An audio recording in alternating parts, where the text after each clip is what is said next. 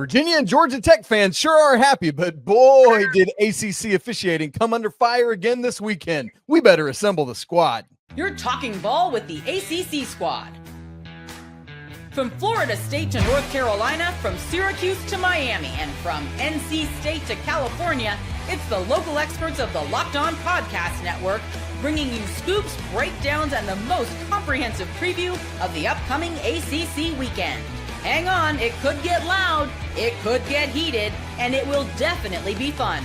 Squad up, you're part of the ACC squad. Hey there, what's up? It's Thursday. Boys, it's October. How is that already here? It's crazy to think you're joining us here on the ACC squad, all part of the Locked On Podcast Network. It's your team every day. This episode is brought to you by Mazda.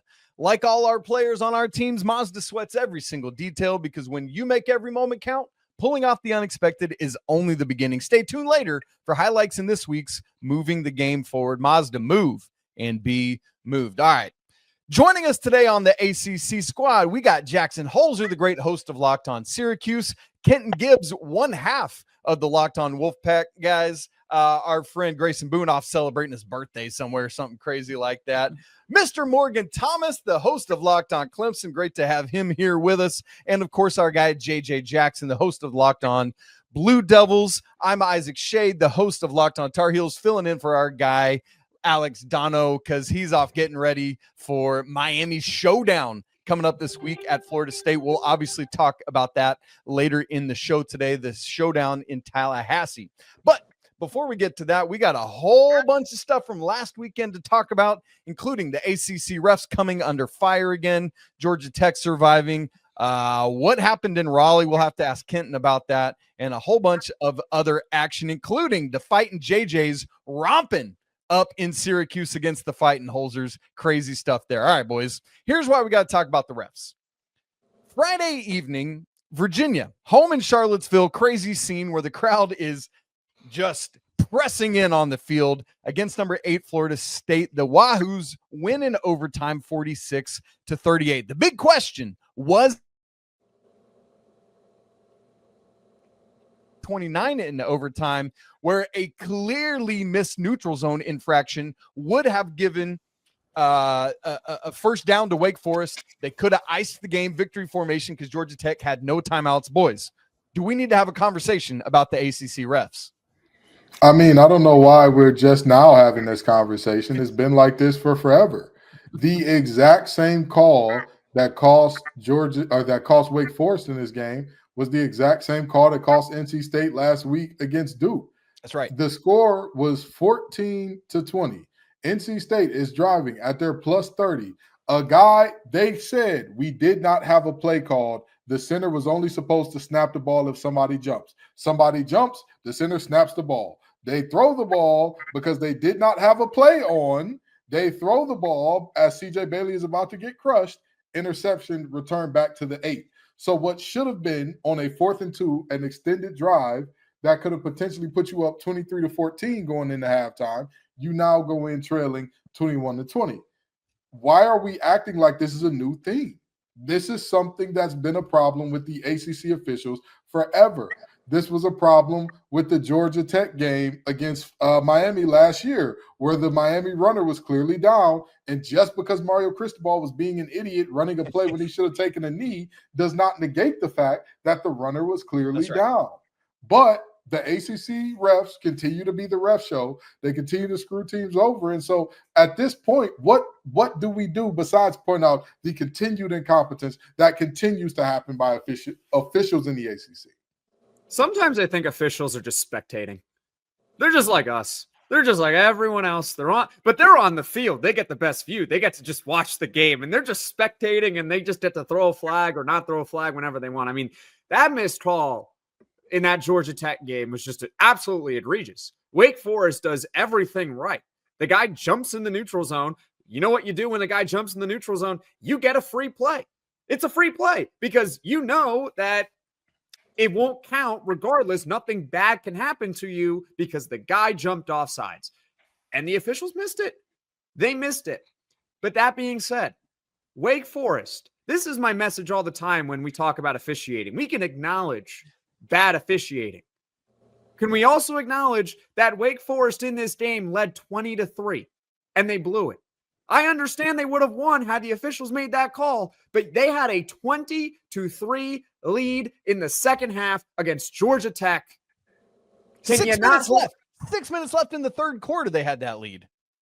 I'm sorry, but I don't have a lot of sympathy for you. I just don't. I don't.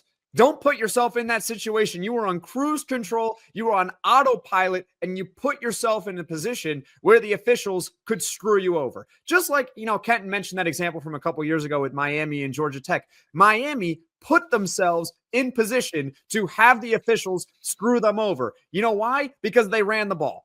They could have just taken a knee, and the officials would not screw you over there. It's a freaking knee down. That's it. So stop putting yourself in position where the referees may be able to screw you over. Instead, maybe hold on to a 20-3 lead throughout the fourth quarter, and we're not having this conversation about ACC refs. They suck. What else is new? You got to play through it. It is what it is. I still can't even believe that Wake Forest had that lead. I mean, 20-3. I never would have had. I didn't have that on the bingo card going into it, and the fact that they blew the lead and obviously had that call at the end has got to sting so much more there in Winston-Salem this week. But the job of the teams is to be 1 point better than their opponent.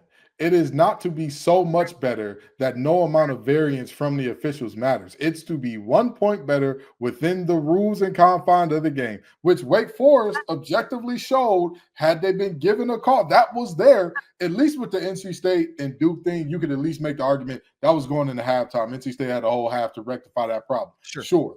This situation, we're looking at the tail end of the game, where if this call is called properly, they're put well within field goal range, given a first down, and it just did not materialize for whatever reason. Well, and they don't even need that field goal. They can. It was 1:50 left on the clock.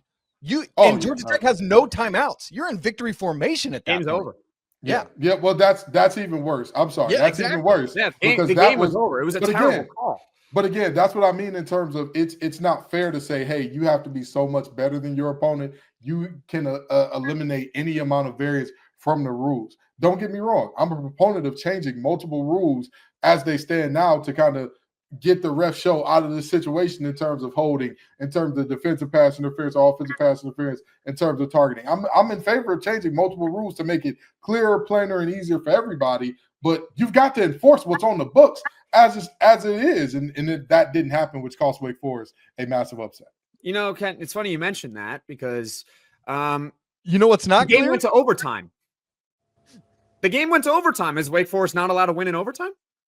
They were allowed to win in overtime, but it should never win. Shouldn't have to. It should never win. Look, I agree, but at the same time, Wake Forest is given countless opportunities to win this game outside of officiating. I am never going to blame officiating on a team losing games because there are plenty of other factors within your control that cost you a game. It is what it is with bad officiating. It's just going to happen. You should go into every game expecting that you're going to get screwed by the refs. That just should be your mindset. We're going to get screwed by the refs. It is what it is. How can we fight through it? How can we continue to play through it? Wake Forest did not have to lose the game in overtime after that because they got the second life, which was the overtime, and they blew it then too. I don't have sympathy for them. Yep. But Kenton says, what's nice is when we can define rules more clearly. Morgan, here's my question for you. What on earth is a catch? Because down in this Florida State game, apparently we can't figure out what is a catch and what's not a catch. It costs Florida State in double overtime. Thankfully, at least we got some transparency on this one, right? We go inside the booth, basically with the ACC. They all determine and say together, doesn't have control until he's out of bounds. Morgan, was it a catch? Was it not? Was Florida State screwed on this? Obviously, they still would have had to complete a 2-point conversion to get more opportunities. What do you think? So far this year, I like when it's not a catch because LSU would have scored 7 more points on Clemson if it was actually a catch. It seems as if they've made this new rule that you have to maintain for 5 minutes after you cross the goal line. If you're a wide receiver, maybe if you're running back or quarterback, you don't have to. But if you're a wide receiver, you have to maintain, go get water, and then you can release the ball to the ball boy or girl. When you have a Duke when you have the Duke guy joining you on the referee complaints, that's when you know the world is upside down at this point. So, JJ, sorry about that one. I had All to good. I get where you're coming from, Jackson, but I have to disagree because when it comes to, a blatant offsides like that one was, I mean, he might as well have been signing an autograph with the running back in the backfield. I mean, that was really bad. And so when you have something like that, I don't know who's more blind, Clemson's position coaches or the referees in the ACC right now. It's kind of, neither one of them really know what's going on the field. But, that one really frustrated me. That the Deuce Robinson? Yes.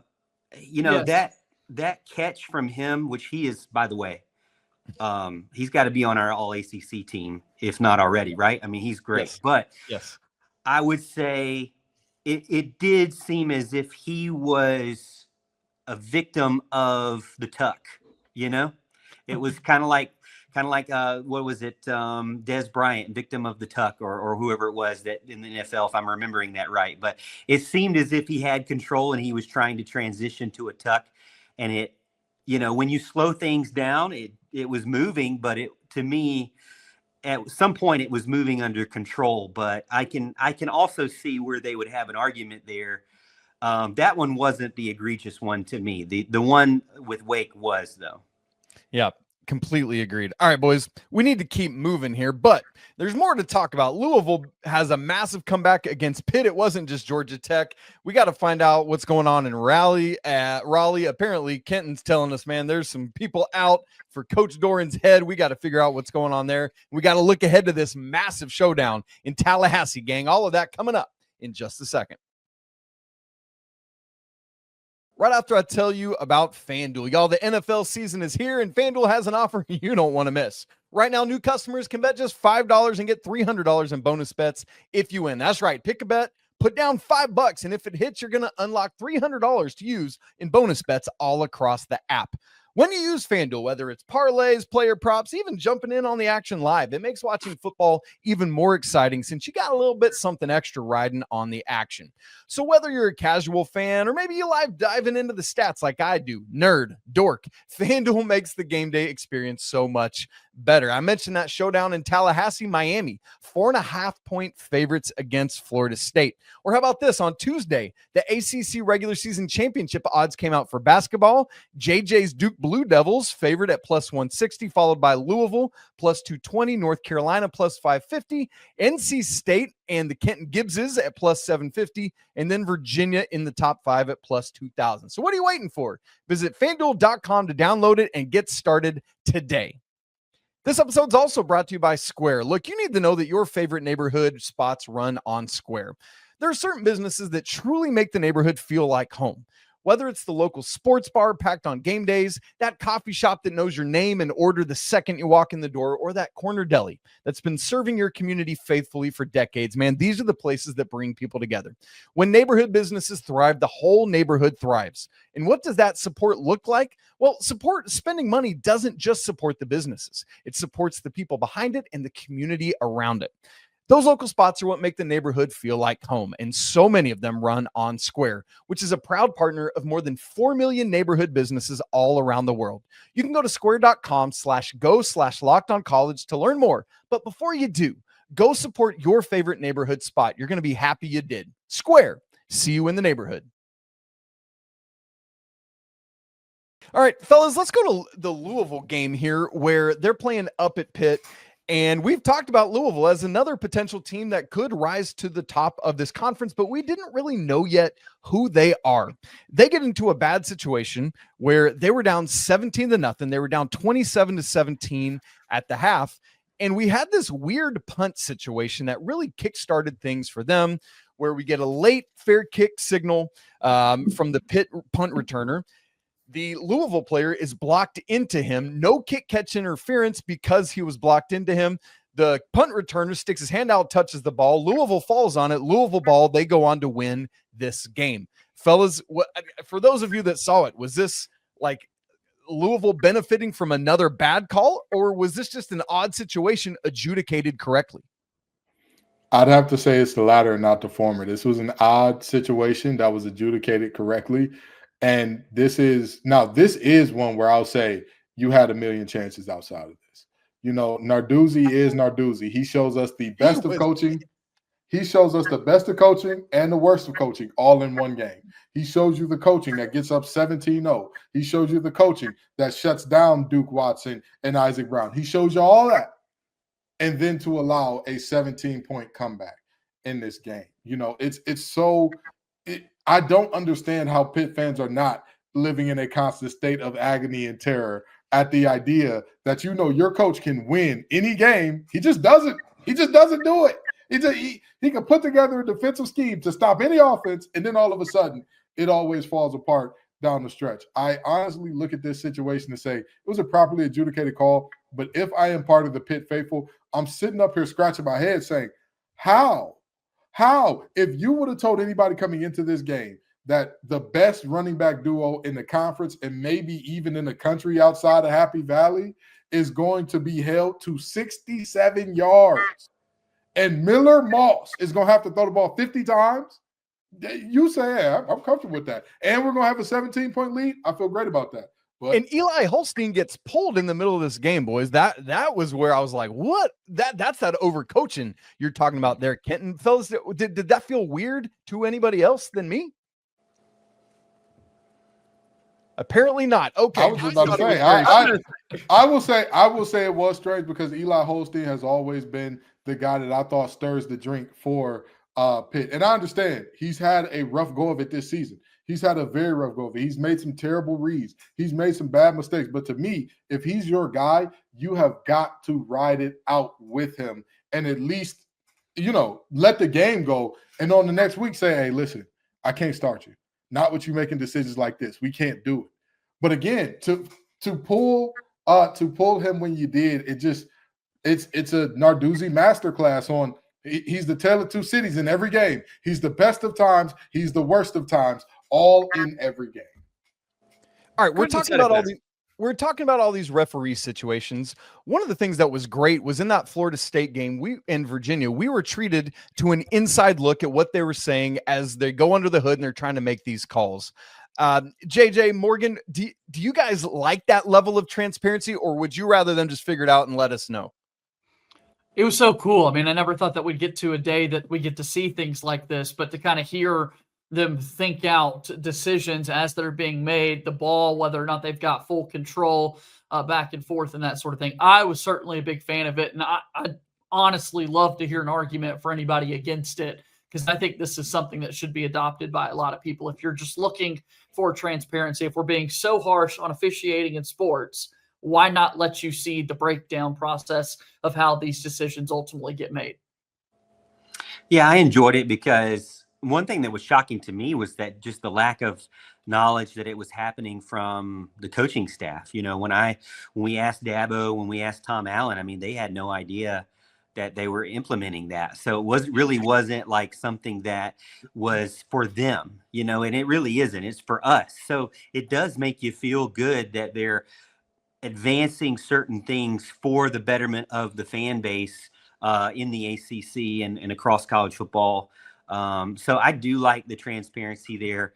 But as Kenton mentioned, you have all this great stuff with this transparency, but then, like Pitt's fans, I mean, they literally had, I don't know what the final penalties were between them and Louisville, but I mean, it was like Louisville got no holding calls and Pitt got everything was holding for them. So, I can understand where Pitt fans are very frustrated by just the imbalance of just the regular calls, not even just the controversial calls. It just seems like right now ACC is doing a really good job at those, reviewable calls, but then the regular ones you can't review, it's like they're all over the place.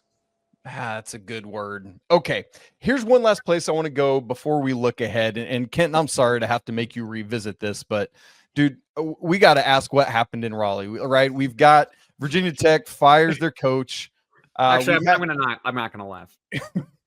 They knock off Wofford the week after that. Like, is this a moment of Virginia Tech just circling the wagons because things are weird? Is it NC State trying to figure out who that, like, what's happening? To quote the legendary B.B. King, the thrill is gone.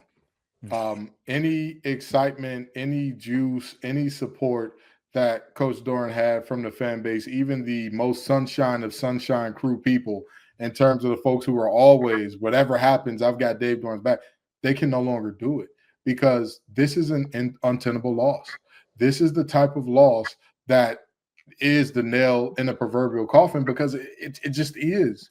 How do you excuse? Here's a fun fact about this game, okay? Virginia Tech scored 23, or I'm sorry, yes, they scored 23 points in this game. NC State scores 21. Do you know how many other FBS teams Virginia Tech has held below 24 this season? I'm going to say 0. Correct, 0. They allowed 24, and then 44, and then 45 to Old Dominion.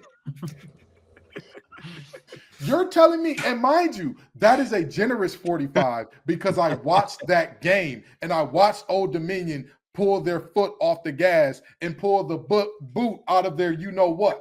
That I saw it. I watched them say, oh, yeah, enough is enough. In Blacksburg. And they come into your house and they win this game. This is, I remember when they punted the ball before the end of the game, a guy sitting next to me was covering this from a Virginia Tech angle. And he said, man, I'm worried. I'm worried about this. And I said, you shouldn't be. You shouldn't be. I mean, the reality is this was as uninspired of a performance as I have ever seen from a Doeren coach team. You let a skeleton crew of Virginia Tech come in and beat you because they had 3 of their top 6 tacklers out. They had multiple key players out. And yet and still, Wofford ran the ball for more yards against them. The mighty Wofford Terriers. The Terriers outrushed you against this defense. So do you get what you get when you show up underwhelming and all that? And I said this on Locked On Wolfpack, and I'll say it here again.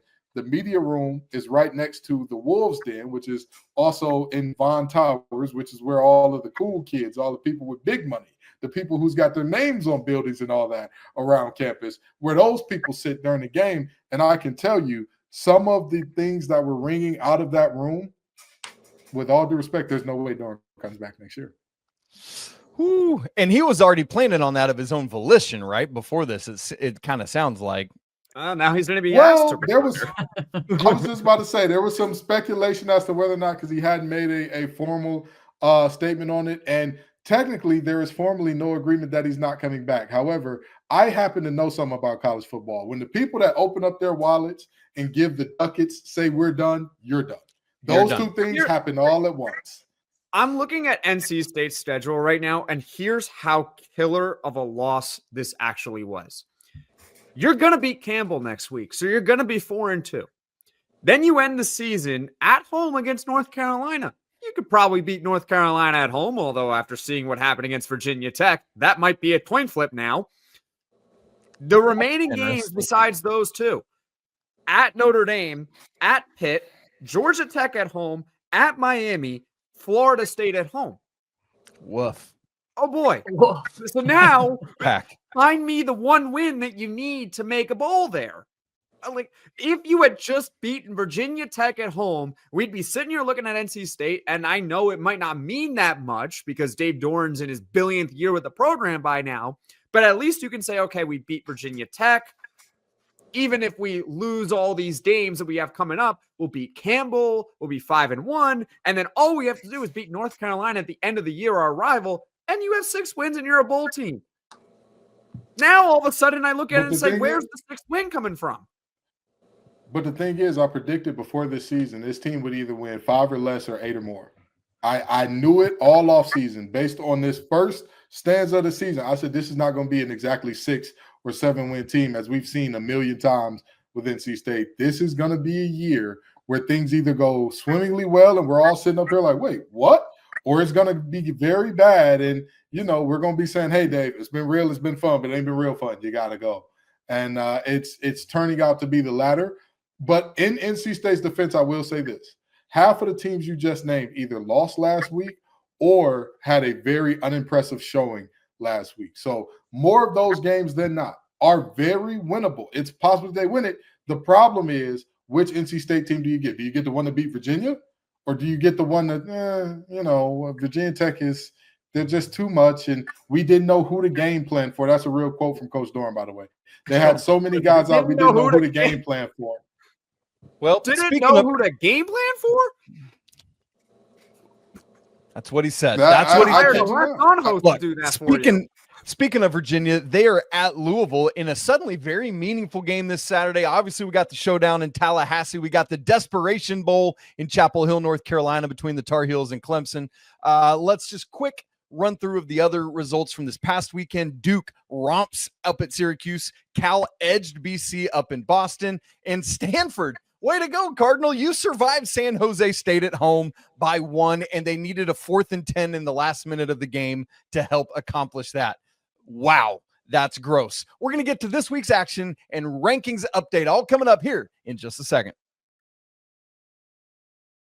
Right after I tell you about Mazda, who crafts cars for those who do more than simply move. Mazda delivers confidence with every ride, with more IIHS Top Safety Pick Plus awards than anyone else as of August 2025.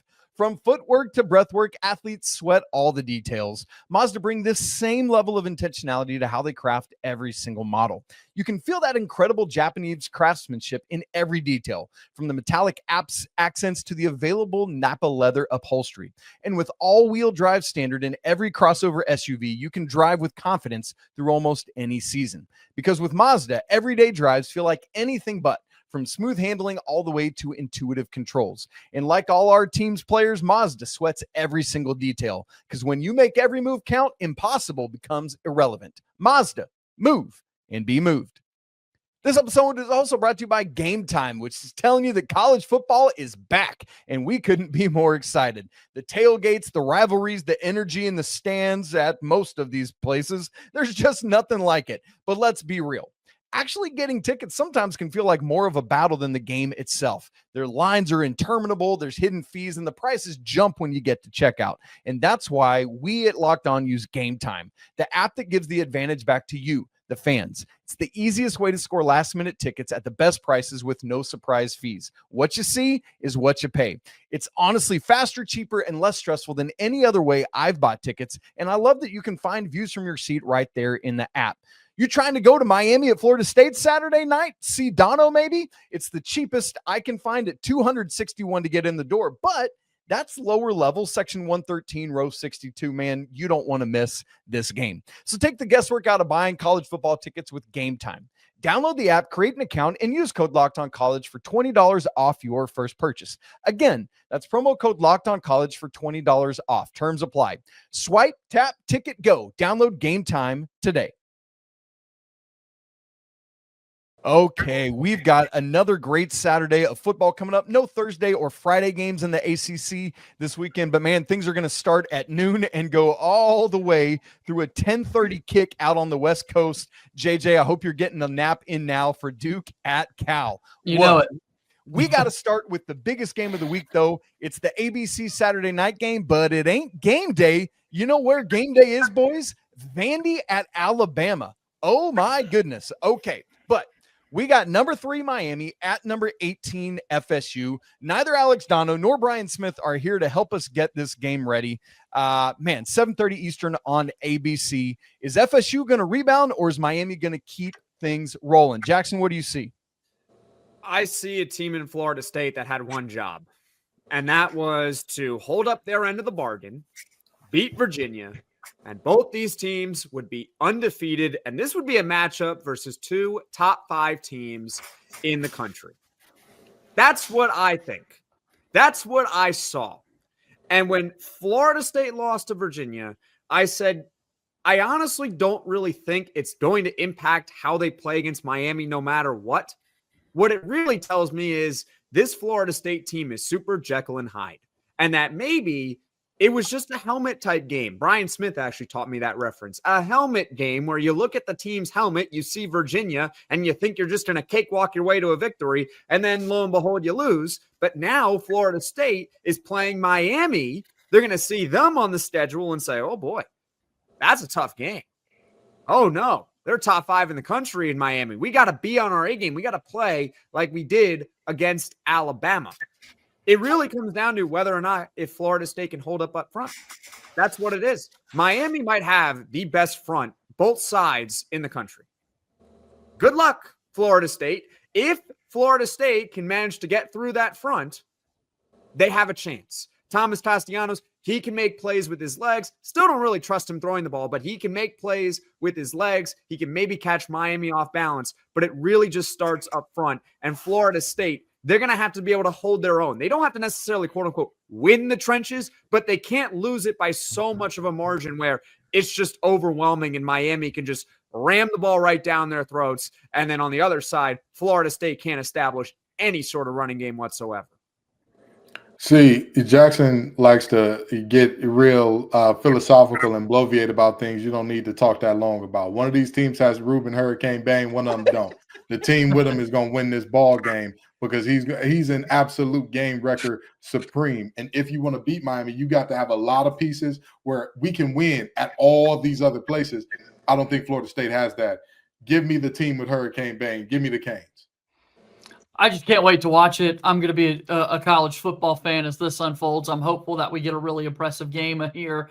So impressed by what Florida State has been able to do offensively. And to Jackson's point, we really missed out on an undefeated versus undefeated showdown when this game came around. And when we saw Florida State drop the ball. I'm also really fired up to hear this back and forth that we could have between you, Isaac, and Morgan ahead of this North Carolina and Clemson. We got the tank bowl. Somebody's got to win, baby.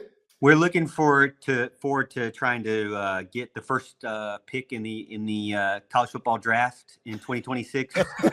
If that's a thing, I hope. I gotta say though, I never thought I'd be cheering for Carson Beck, but maybe I am this weekend. I never thought I'd be cheering for Miami either. They don't need any more fans than they already have. But I will say that, it is crazy. Post-Cavender era, Carson Beck with the Lamborghini and the money, he is actually become free. Maybe Kirby Smart is starting to become.